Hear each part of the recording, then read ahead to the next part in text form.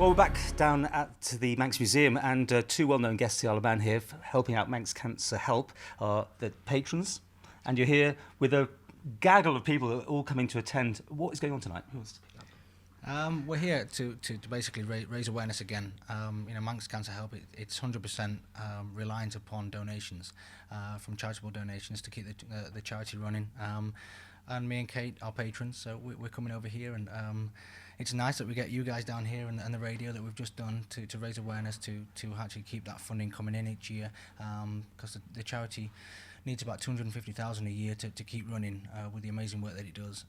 And I found it about 8 years ago, and found how amazing the charity was, and I've been involved for a long time, and that's why we constantly support trying to keep the charity going. Yeah, with the patrons, it was buy one, get one free sort of thing, wasn't it? You kind of got on board, didn't you? Yeah, I mean, James introduced me to Manx Cancer Help a couple of years ago, just after we met, and I was just, since then, we've always come back, and I was just really struck by how kind of embracing Ali and Andrea are, who run the charity, and how they're dedicated about it, and how behind the scenes we get to go. I mean, I've worked with loads of charities over the years, and they just really get you involved, and you really get to see the work that they do. I mean, meeting people like Alex and Danny who've benefited from the charity so much, it's amazing, and they're one of the only charities on the island that help people that are affected by cancer from a psychological way, emotionally, and people that have been also affected by it, not just ones that are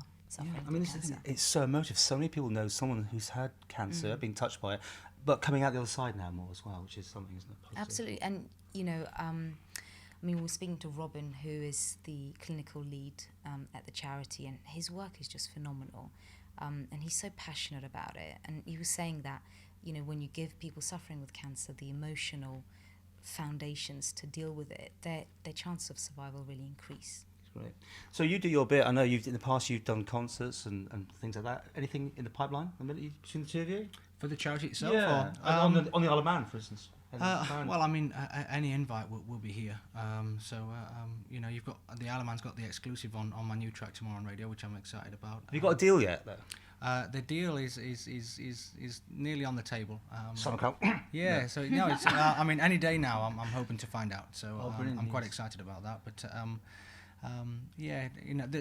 going back to the charity, it's anything that we can do. Yeah. I mean, we're in a privileged position to be able to have an opportunity just to sit here with the press and just raise awareness for it. And that's the main thing, really. Tell me, have the two of you actually done anything on stage together? I mean, I know you've got different tastes of music in the sense, or different styles of music. Not really. Never done it. Maybe that would be the hook. No, you're not keen, are you?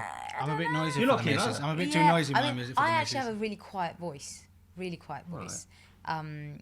And so that's why I always need everyone in the band, anyone in the band to play really quietly. Whereas with a husband, you can't really sort of. The endless love duets must be coming at some point. Yeah. Well, you never know. This might be it. At the moment we get them together. But I'll let you get on, because I know you've got lots to do here tonight. And obviously keeping the message out there is so important. That's what you guys are doing, I guess, right? Yeah. There's over there's around 2,000 people on the Isle of Man, and to say there's only 95,000 population that are suffering or recovering from cancer, and then if you can imagine the family and friends around those people, it's a massive status that people are going to need Manx Cancer Help to support them, and it's just about raising awareness for that. Before we go, any more biking for you? I've not put a helmet on since I retired 3.5 years ago, and not missing it? The wrist doesn't. Yeah, of course.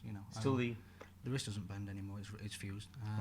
So I choose to hang up the leathers and look at the old pictures in fondness and remember the great memories. Did he ever give you a ride around the TT course? Actually, yeah. Oh, yeah, that was one of our first dates. No, luckily the wrist was knackered at that point, so she got away with it.